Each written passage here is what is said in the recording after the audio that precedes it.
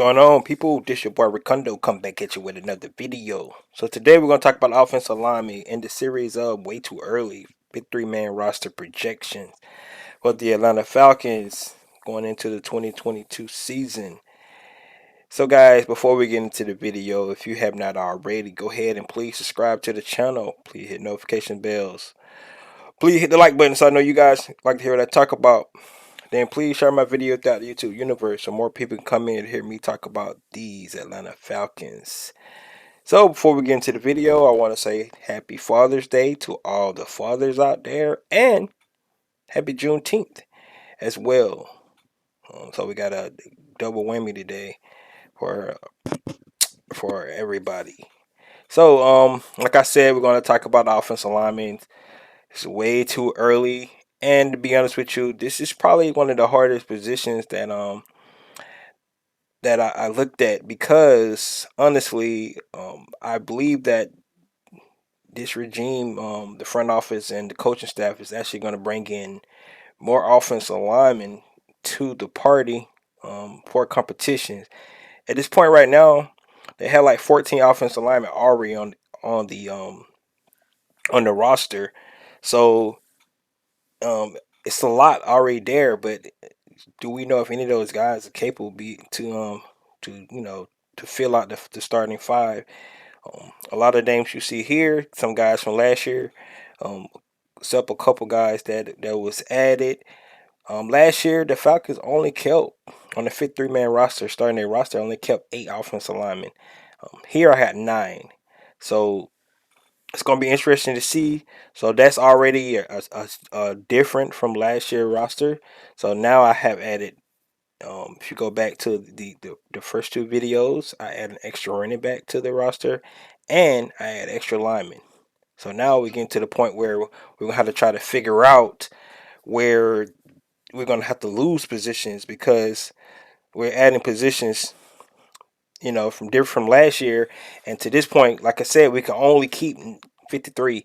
So it's gonna be tough when I get into the other positions to kind of try to figure out where we'll have to take some spots from because as of right now, um, I'm going with 9 offensive linemen. And keep in mind, this could definitely change. They bring in more people. They bring in another veteran to compete, specifically for that left guard position.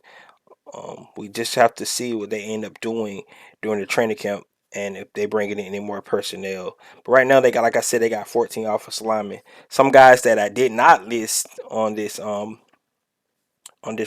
roster here that I thought they was gonna bring on was Kobe Gossick, guard Rick Leonard, Ron Newsel, Tyler Vrabel, Leroy Watson, and then the recently signed Jonathan Harrison. So those guys are already on the roster as well. So like I said, they already have a lot of offensive linemen to actually go look and try to find the best starting 5 and the couple swing tackles and guys that fill in if any injuries take place. So we're gonna go down this list. Like I said, it's definitely way too early, and it's definitely could be changes as soon as training camp get here. Well, who's actually going to be on this squad? So just looking at the list, first of all, we're gonna go with Jake Matthews. Of course, that's a no-brainer. Just signed a contract extension. He's going to be our starting left tackle. I think nobody probably going to question that. He's been a model of consistency since he's been with the Atlanta Falcons, so I don't think anything is going to change with that. Next guy is Chris Lindstrom. Um, this guy's about to get paid soon. The Falcons did pick up his 5th-year option. I could see them trying to negotiate a contract sometime this year, probably, to lock him up long term. Just remember, Chris Lindstrom was the only guard in the NFL last year that did not give up a sack. So um, he's going to be a rising star. And like I said, he's probably about to get paid. So Chris Lindstrom was also a no-brainer.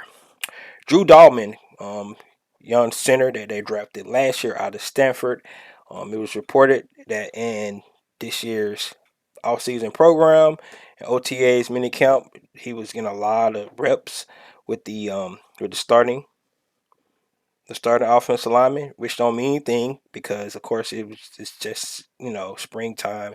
These guys going through O2As and training camp, but it does give you an idea that he's definitely going to be in competition with Matt Hennessy to actually try to be that starting center for us.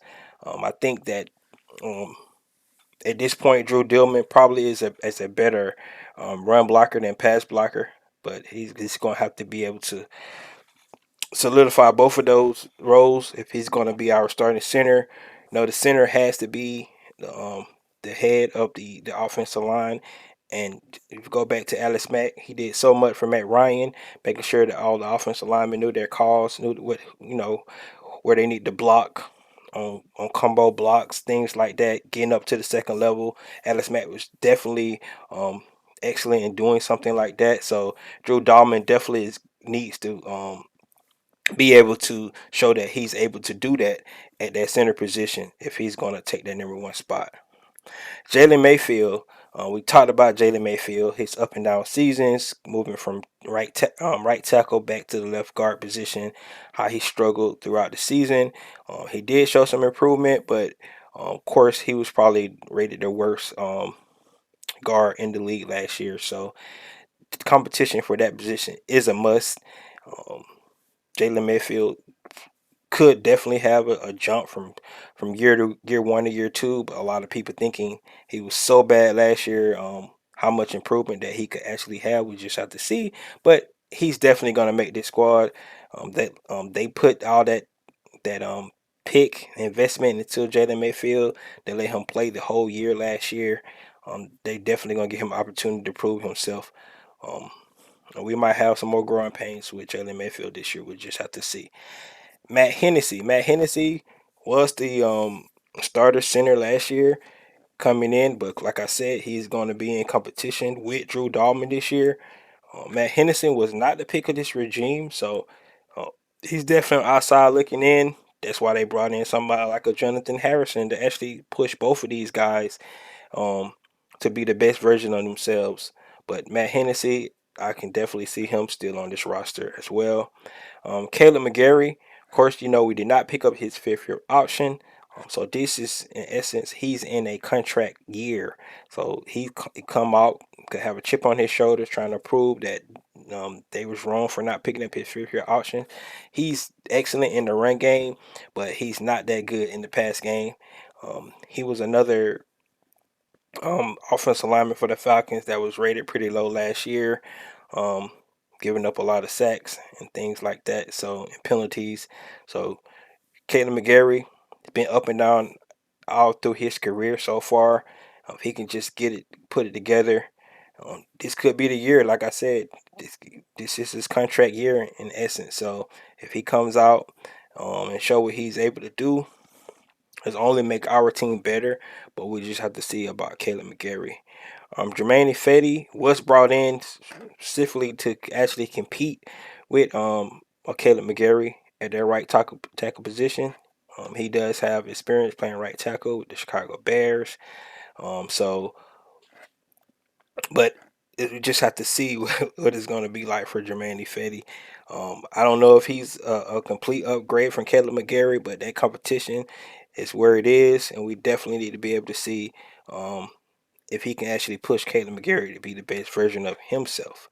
All right, Elijah Wilkins, which is interesting. Elijah Wilkinson actually was brought from the Denver Broncos to the Chicago Bears to actually compete with Jermaine Ifedi for that right tackle position.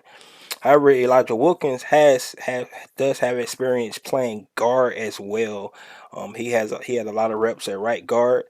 Of course, we have our right guard in Chris Lindstrom, but if Elijah Wilkins can maybe push over to um, left guard maybe, and push Jalen Mayfield. I don't know if how comfortable he is at the left guard position, but he does have a lot of experience playing right guard and right tackle. So Elijah Wilkins, in essence, is competing with Caleb McGarry and Jermaine Ifedi for their right tackle position. One of these guys is definitely going to be that swing tackle. I assume if that's the case, one of the other guy that does not be end up being the swing tackle could actually be off off this roster, and we can bring in another one of these guys that we have, or like I said, somebody else that they add in during the training camp period. So these are the two veterans we got. Definitely going to be in competition with Kayla Mcgarry, and maybe, like I said, Elijah Wilkinson with his experience playing guard could definitely maybe pushed over to left guard, and to push um, um, Jaylen Mayfield. Sorry about that. And then last but not least, Justin Schaefer, guard. A lot of experience playing left guard. That's his natural position. So he's definitely going to be in competition with Jalen Mayfield. Um, right now, it's looking like he's based off this roster. That's the competition. It's Justin Schaefer and Jalen Mayfield. But I definitely can see somebody like a Kobe Gossett actually competing with Jalen Mayfield and Justin Schaefer as well.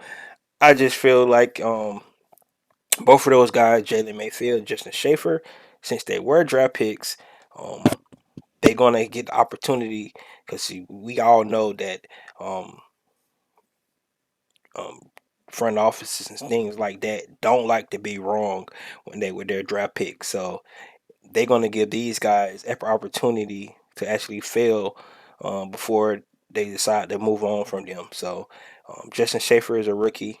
Of course, he has a lot of things that he need to work on, but he is a road grader once he gets his hand on you, sort of like a Jalen Mayfield. They real good in the running game. The passing game is what's going to have to something both of these guys gonna have to work on.